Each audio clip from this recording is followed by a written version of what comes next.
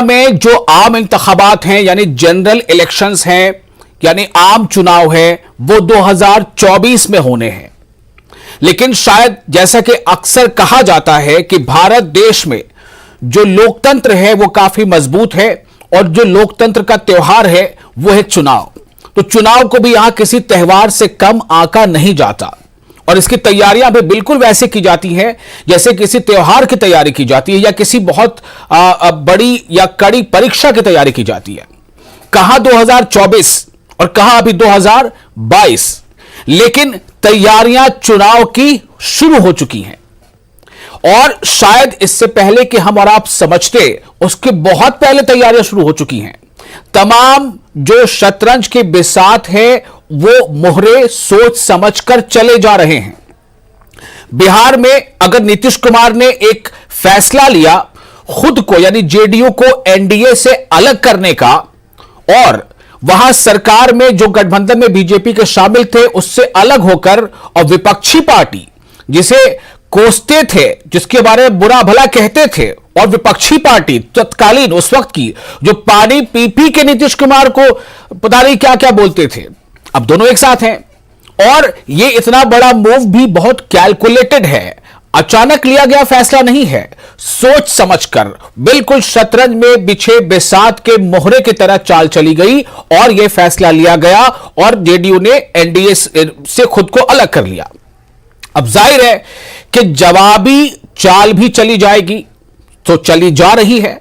जो राजनीति के माहिर हैं, जो सियासी पंडितों के, जो सो कॉल्ड चाणक्यों के खेल को समझते हैं, वो भी समझ रहे हैं कि हर चाल का जवाब क्या दिया जा रहा है। बहरहाल एक बड़ा जो हम कह सकते हैं कि एक राजनीतिक जो हलचल मचाने वाली खबर थी, एक तो वो थी कि नीतीश कुमार ने खुद को यानी जेडीयू को एनडीए से अलग किया, आरजेडी के साथ मिल गए, कई और छोटे दलों को वहां पर बिहार में कांग्रेस की हालत चूंकि छोटी ही है, कांग्रेस को मिलाया, साथ में सीपीआई सीपीएम जो वामपंथी दल उसे मिलाया, एचएम को मिला लिया और इसके बाद उनका जो कुंभा है वो काफी बड़ा हो गया, बहुमत साबित कर दिया।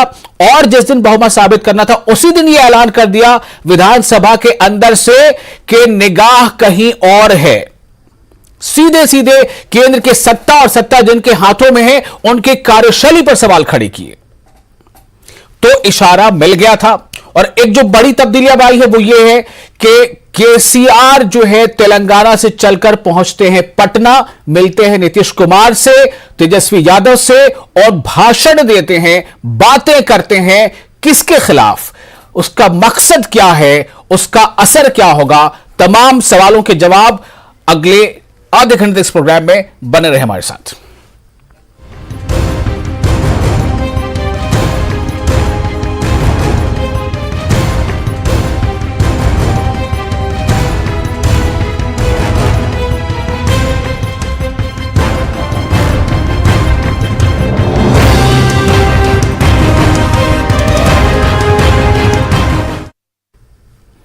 तो क्या 2024 की तैयारी शुरू हो चुकी है और उसकी तैयारी के तहत ही अलग अलग सियासी पार्टियां अब अपना खेमा ढूंढ रही हैं कि मुझे किस कैंप में जाना है, किस साइड में जाना है और उसके चाल किस तरह से चली जा रही है।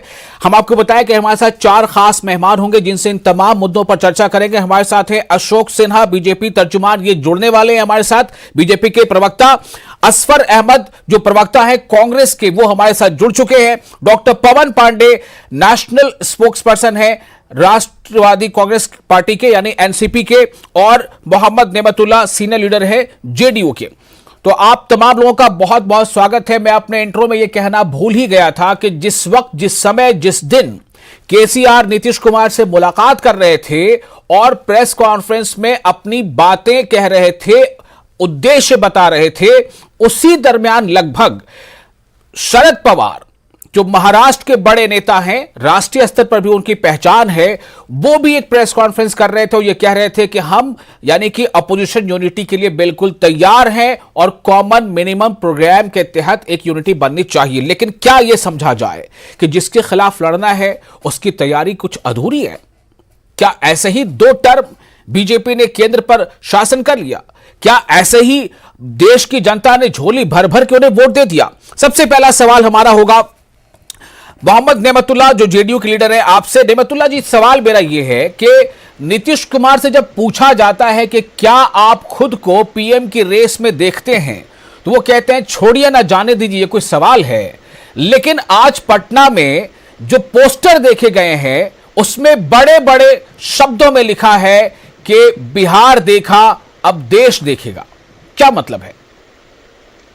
देखिए, ये नीतीश कुमार कभी ने अपना इच्छा जाहिर नहीं किया है कि हम प्रधानमंत्री के उम्मीदवार हैं या कैंडिडेट हैं, लेकिन हमारे पार्टी और बिहार की जनता की ये ख्वाहिश है कि नीतीश कुमार जिस तरह से बिहार को आगे बढ़ाया है, बिहार में जो विकास किया है, बिहार में एक जो उनकी एक छवि बनी है, सुशासन की छवि हो, विकास की छवि हो, हर वर्ग हर तबके को लेके चलने की जो छवि हो, जो एक माहौल बनाया है, तो बिहार की जनता और हमारे दल के लोगों की ये ख्वाहिश है कि अब देश का नेतृत्व नीतीश कुमार करें। जेडीयू के दफ्तर के बाहर बड़ा बड़ा पोस्टर क्या बिहार की जनता ने लगा दिया? हमारे बिहार के जनता के इच्छा के अनुसार हमारे दल के नेताओं ने इस तरह का पोस्टर लगाया है। क्या नीतीश कुमार से सहमति ली गई थी? देखिए, इसमें सहमति की कोई जरूरत नहीं है। बिहार की जनता अगर चाहेगी तो सहमति की जरूरत क्या है? नीतीश कुमार जी की सहमति की क्या जरूरत है? तो क्या वहां पर अगर के लोगों को, हमारे वर्ग, अगर ऐसा ही पोस्टर आरजेडी के गेट पर लग जाए, आरजेडी के दफ्तर के बाहर, तो जेडीयू की इसमें आपत्ति होगी कि नहीं होगी? बिहार की जनता अगर चाहे तो गांव गांव में भी लगाएगी, इसमें आपत्ति और पाबंदी क्या है? और बिहार की तो फिर नीतीश कुमार खुलकर कहते क्यों नहीं है?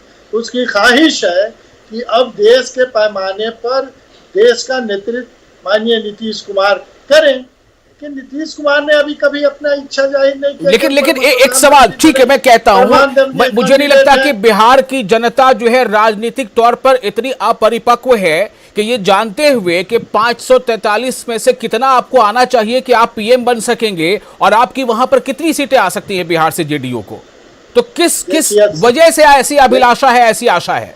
क्यों नहीं, हम 40 सीट यहाँ के हैं, और जो है और सिर्फ जो अपोजिशन की एकता पर निर्भर करता है। अपोजिशन के लोग बैठेंगे और बैठ के एक नेतृत्व तय करके उसमें फैसला ले लेंगे। और जो जिस तरह से देश की जनता तबाह है, महंगाई से, बेरोजगारी, ठीक है, मैं उस पे आऊंगा, लेकिन मुझे एक सवाल का जवाब और दे दीजिए, फिर मैं अपने दूसरे मेहमानों के पास जाता हूं कि जब केसीआर पटना में थे, उनसे सवाल पूछा गया कि क्या आप नीतीश कुमार को बहैसियत पीएम चेहरा, सुनिए मेरे सवाल को, बहैसियत सीएम चेहरा, पीएम चेहरा आप सपोर्ट करेंगे? तो उन्होंने नीतीश के नाम पर जवाब में हामी क्यों नहीं भरी? हामी भरने का क्या सवाल है? अभी प्री मैच्योर्ड अगर कोई सवाल करे तो उसमें हामी भरने के क्या सवाल है? लेकिन समय पर सब पोस्टर तो बहुत बड़ा लगा है जेडीयू के दफ्तर के बाहर में, वो प्री मैच्योर नहीं है। अरे अभी बात चल रही है, बैठकें हो रही है, बिहार से शुरू हुआ, सारे लोग एक प्लेटफॉर्म पर आएंगे। ठीक है, ओके, मैं अब रुख करना चाहूंगा हमारे साथ नेशनल स्पोक्स पर्सन है एनसीपी के डॉक्टर पवन पांडे। डॉक्टर पवन, मेरा सवाल सीधा ये है, मेरा सवाल थोड़ा अगर तीखा लगे तो उसका मतलब सिर्फ ये है कि मैं अपने दर्शकों के लिए सच आपसे बुलवा लूं और उसका कोई मतलब नहीं होता।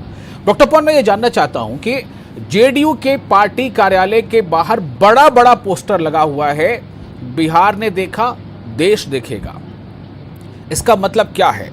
और अभी जेडीयू के लीडर भी कह रहे हैं कि नीतीश जो है वो पीएम बन सकते हैं, ऐसी जनता की ख्वाहिश है। क्या ये इतना आसान है? एनसीपी का क्या स्टैंड है?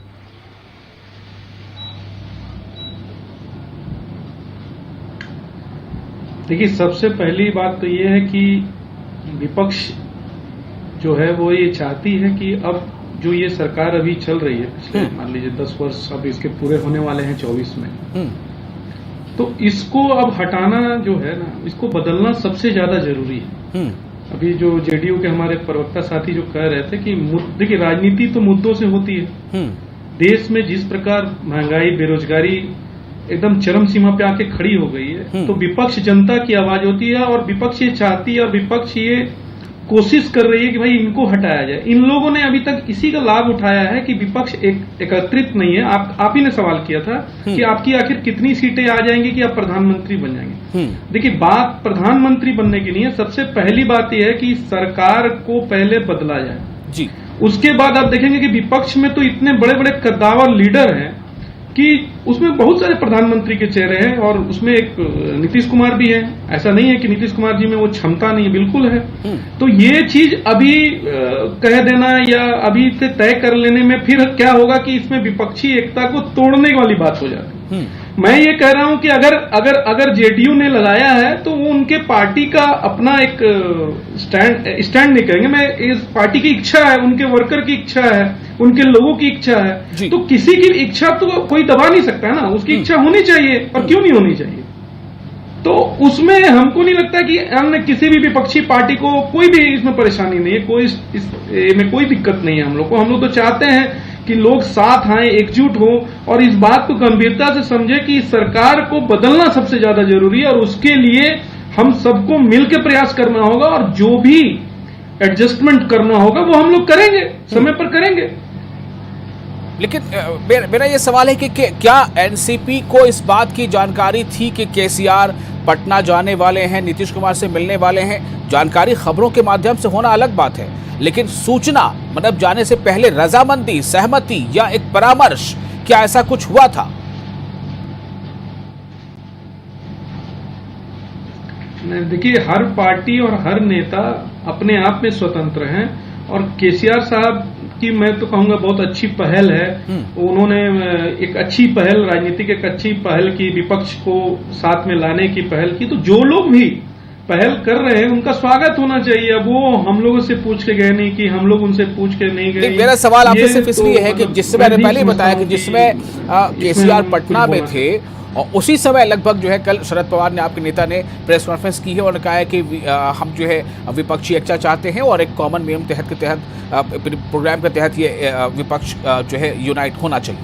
इसलिए मैं पूछ रहा हूँ कि क्या ये सब कुछ सेट था पहले से, क्या आप उधर जाए और हम यहाँ से सिग्नल दें? नहीं मैं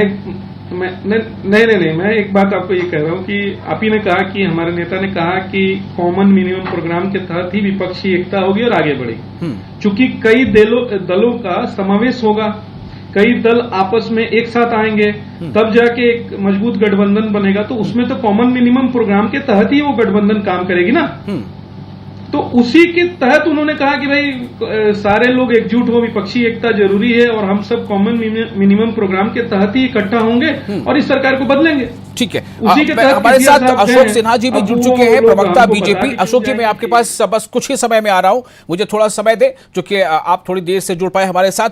कांग्रेस से हमारे साथ मौजूद हैं असफर अहमद। असफर, मेरा सवाल यह है कि केसीआर के पटना आने को और उसके दूसरे ही दिन जेडीयू के पार्टी दफ्तर के बाहर बड़ा बड़ा पोस्टर, बिहार ने देखा अब देश देखेगा, नीतीश कुमार की बड़ी सी तस्वीर, आश्वासन नहीं सुशासन, नीतीश कुमार की बड़ी सी तस्वीर, और जुमला नहीं हकीकत, नीतीश कुमार की बड़ी सी तस्वीर। क्या है कांग्रेस की टिप्पणी इस पर? नहीं, देखिए समझिए बात को, परिवर्तन संसार का नियम है। नरेंद्र मोदी की जो आंधी चल रही थी एक जमाने में 2014 में, इसी बिहार ने 2015 में उन्हें पटखनिया दिया था, उन्हें धूल चढ़ाने का काम किया था, उन्हें ये एहसास दिलाया था कि जनता जनार्दन सब कुछ है, नेता नहीं है कुछ, जो समझते हैं कि मैंने जो बोल दिया वो कर दिया, वो हो गया। ये गलत है। उनको 2015 में यहाँ की बिहार की महामहिम जनता ने बता दिया था कि जनता ही सब कुछ है, नरेंद्र मोदी जो चाहेंगे वो नहीं कर सकते हैं। और आज लोग फिर यूनाइट हो रहे हैं, एकत्रित हो रहे हैं 2024 के चुनाव के लिए। अभी कुछ बताना ये तो बहुत अर्ली हो जाएगा, बहुत जल्दबाजी हो जाएगी। ठीक है, लेकिन मेरा सवाल यहां पर सीधा यह है कि केसीआर के इस आगमन को, नीतीश कुमार के साथ मुलाकात को और अगले ही दिन एक आत्मविश्वास से भरा बड़ा सा पोस्टर, इस पर प्रतिक्रिया क्या है आपकी? कोई ऐसी प्रतिक्रिया नहीं है। सबों को ख्वाहिश अपनी अपनी होती है। नहीं, लेकिन कोई आप तो प्रतिक्रिया वहां नहीं। गठबंधन में शामिल हैं, हमारा मकसद, आप हमारा गठबंधन में मकसद- शामिल हैं और गठबंधन ठीक है। के नेता से कोई आके मिलने आ रहा है दूसरे राज्य का सीएम, और वो मिलकर वहां पर ये बात कर रहा है कि हम जो है फला पार्टी मुक्त भारत बना देंगे और हम जो है केंद्र की सत्ता को बदल देंगे, तो उसका मतलब क्या है? कहीं का सीएम, क्या आप उनकी बात के आप उनके इस घोषणा के साथ हैं? आप उनके इस प्लानिंग का हिस्सा है या नहीं? कहीं का सीएम किसी के सीएम से मिला ना, कहीं का सीएम किसी के सीएम से आकर मिला, स्टेट के सीएम से मिले, कुछ प्रोटोकॉल होता है। तो मतलब कोई कांग्रेस ऐसा पार्टी लगाए अगर- कांग्रेस पार्टी इस पे खुश हो रही है या दुखी हो रही है, ये बता दीजिए ना। बिहार कांग्रेस कम से कम हम लोग तो अभी सिर्फ एक चीज में लगे हुए हैं कि भारत जोड़ो, सिर्फ भारत जोड़ो। ठीक है, इसका और किसी मतलब चीज मुझे की- लगता है कि केसीआर ने सिग्नल अभी भी नहीं दिया है कि हम उस अलायंस का हिस्सा बनेंगे जिसमें कांग्रेस भी होगी। आप कहना नहीं चाह रहे थे, लेकिन मैं यही मतलब निकाल रहा हूं, बहुत जल्दबाजी हो मैं जाएगी। यही मतलब निकाल रहा हूं आपका। नहीं, KCR still doesn't want Congress in alliance. No. It will be very early. It is very early to say right now. ठीक है, अब मैं आता हूं अशोक जी के पास। बहुत जल्दबाजी। अशोक जी, गिरिराज सिंह ने बहुत चुटकी ली है इस पूरे मुलाकात पर, और भी बीजेपी के नेताओं ने बयानात दिए हैं, अपना वक्तव्य दिया है। हम गिरिराज सिंह के वक्तव्य को चला भी रहे हैं स्क्रीन पर। मैं आपसे जानना चाहता हूं कि केसीआर नीतीश कुमार से मिलते हैं और बीजेपी के खिलाफ बहुत सारी बातें करते हैं, यहां तक कि ये स्लोगन देते हैं कि भारत को जो है भाजपा मुक्त बनाना है। क्या टिप्पणी आपकी? ये सारे लोग अपने अपने खास स्लोगन के साथ हैं। केसीआर बिहार में अपनी सहमति बनाने आए।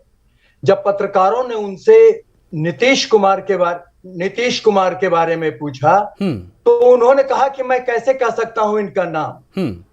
फिर पत्रकारों ने जब राहुल गांधी की बात की तो नीतीश जी खड़े हो गए और कहे चलिए बैठने की जरूरत नहीं है।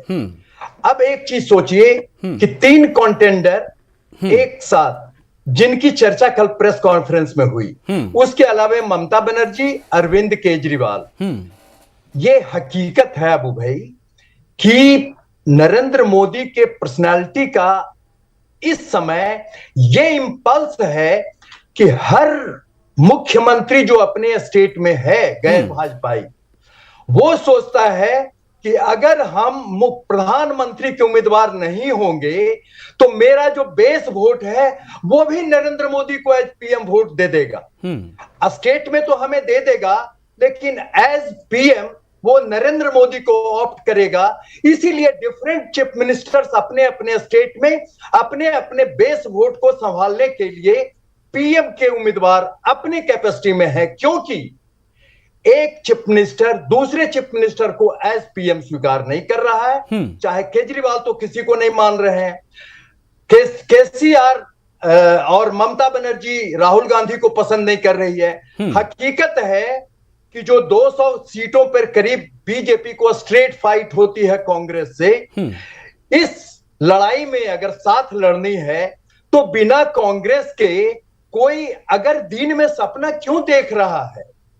अरे अपने अपने वोट को संभालने का और भी तरीका हो सकता है, मगर हंसी के पात्र क्यों बनते हैं जबकि एक एनानिमिटी नहीं है किसी एक नाम पे। आज के दिन में इन लोगों के पास कोई मुद्दा ही नहीं है नरेंद्र मोदी के वर्क का, न डिफेंस में, न फॉरेन अफेयर्स में, न इकोनॉमी में। ठीक है, मैं मुद्दे की बात बाद में कर लेंगे। अभी बहुत समय है, लेकिन अभी सिर्फ तो ये एक मुद्दा है कि एक साथ आया जाए, घेरा जाए या ना घेरा जाए। तो मैं फिर से एक बार आता हूं नेमतुल्लाह जी के पास। नेमतुल्लाह जी, एक सवाल यहां पर मैं फिर से दोहराना चाहता हूं कि केसीआर इससे पहले भी कई राज्यों का दौरा कर चुके हैं और कई राज्यों के सीएम से मिल चुके हैं, लेकिन केसीआर का स्टैंड हमेशा से यही था कि वो चाहते थे कि एक ऐसा अलायंस बने जो नॉन बीजेपी और नॉन कांग्रेस हो। मुझे आप सीधे तौर पर यहां मेरे दर्शकों को आप बताइए कि केसीआर ने इस बार पटना में क्या कहा है, उनका स्टैंड अभी वही है या कुछ नरम पड़े हैं वो? नहीं, केसीआर ने वो सारे अभी जो विपक्ष के हैं सारे को एक साथ लेके एक बैठक करके, इसीलिए उन्होंने कहा कि थर्ड फ्रंट नहीं न्यू फ्रंट बनेगा। उन्होंने साफ कह दिया कि थर्ड फ्रंट नहीं बनेगा, एक न्यू फ्रंट बनेगा। क्या उसमें इसका कांग्रेस मतलब होगी? क्या होता? इसीलिए केसीआर का प्रयास जो है, वो जो देश उसमें की कांग्रेस जनता होगी नहीं? तबाह जी। और बर्बाद हो रही है, जो महंगाई से परेशान है, जो बेरोजगारी से नेमतुल्लाह जी, परेशान आप मेरे है, सवाल को जो अनसुना कर रहे हैं। क्या हार्मोनी उसमें बिगाड़ कांग्रेस रहा है। होगी? केसीआर ने क्या कहा? कहा साफ कह दिया उन्होंने, न्यू फ्रंट होगा।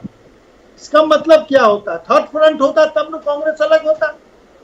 न्यू फ्रंट बने, नया सारे लोग को एकजुट करके, और जो अभी जिस तरह से पूरे देश का माहौल बिगाड़ा जा रहा है। ठीक है, नहीं वो उस पर फिर बाद में आएंगे। मैं आपके पास दोबारा आऊंगा।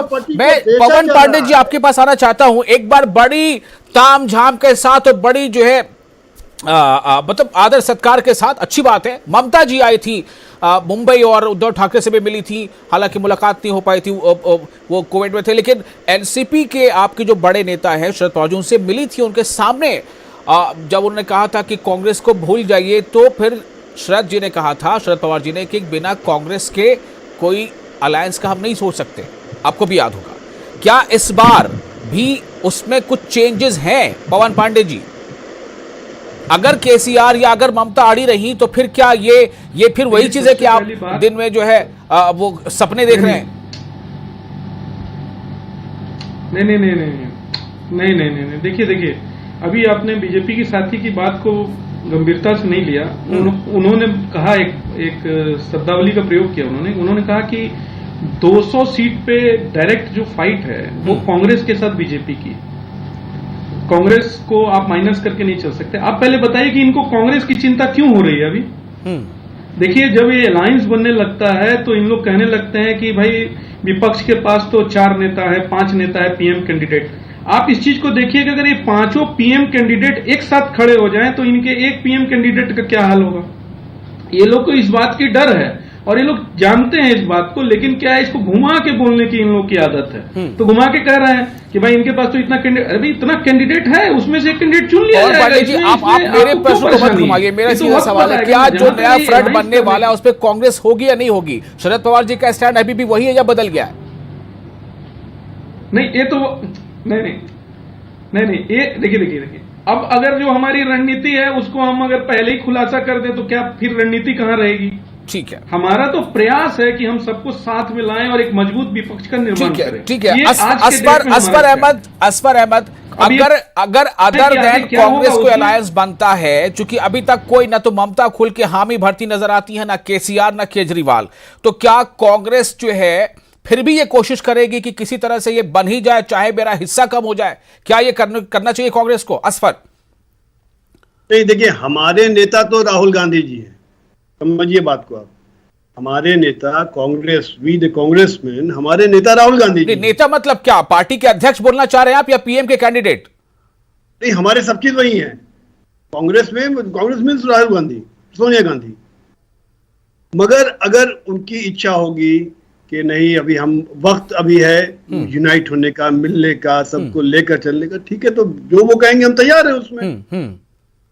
ठीक है। लोगों का तो अभी क्या है कि महंगाई पे हल्ला बोल, महंगाई की जो स्थिति है कि गुजारना अभी बहुत मुश्किल हो गया। देखिए ना, आप अपोजिशन का कहां इत्तेहाद है और क्या अलायंस है? 7 सितंबर से आपका शुरू हो रहा है भारत जोड़ो यात्रा। 7 सितंबर से मेक इंडिया वन, ये जो कैंपेन शुरू कर रहे हैं अरविंद केजरीवाल।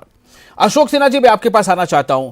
ये बस ऐसे ही खिचड़ी पकती रहेगी, पता चला सब कुछ गीला हो गया, खाने लायक नहीं बचा, ये स्थिति देख रहे हैं आप? ये वाकई एक बड़ा चैलेंज है, क्योंकि नीतीश अलग हो गए हैं। आपने 40 में से 39 ले लिया था पिछली बार लोकसभा में, इस बार वो स्थिति नहीं है आपके साथ। महाराष्ट्र में आपके साथ इस बार स्थिति वो नहीं है। 14 में भी हम यहाँ पे करीब अकेले लड़े थे, 1-2 माइनर लोग थे हमारे साथ, और तब भी हम इन लोगों को कहीं का नहीं छोड़े बिहार में। और मैं सच कह रहा हूं, इस बार बिहार में हमारा रिकॉर्ड परफॉर्मेंस होगा। हम अकेले लड़ेंगे। अब पिछली बार का भी देख लीजिए, जहां जहां हमारे सीट्स आए हैं, हमारे विक्ट्री मार्जिन हर जगह पर 3.5 लाख 4 लाख 2019 की बात मैं कर रहा हूं। विक्ट्री मार्जिन से वो तय नहीं होता, छोड़ दीजिए उस बात को, रहने दीजिए। लेकिन ये है कि अब ये जो देश की जनता है, बिहार की जनता है, उसे समझना है, क्योंकि एक चीज बड़ा यहां पर साफ क्लियर है, जो मैंने शुरू में बताया कि केसीआर पटना पहुंचते हैं, उधर शरद पवार जो है मुंबई में प्रेस कॉन्फ्रेंस करते हैं, तो कुछ चीजें तो हैं जो अंडर करंट है, जैसा अभी पांडे जी कह रहे हैं कि सब कुछ रणनीति को सामने कैसे ला दें। बहरहाल जो भी है देखा जाएगा, लेकिन 2024 के लिए चालें चलना शुरू हो चुकी हैं, और जब जब कोई नया मोड़ आएगा तब तब आपके साथ हम डिबेट में यहां शामिल रहेंगे। बहुत शुक्रिया आप तमाम मेहमानों का प्राइम डिबेट इंडिया में अपनी बातें रखने के लिए। आप बने रहें। दर्शकों से आग्रह है कि न्यूज़ 18 जम्मू कश्मीर, लद्दाख, हिमाचल के साथ मुझे दी इजाजत। आदाब।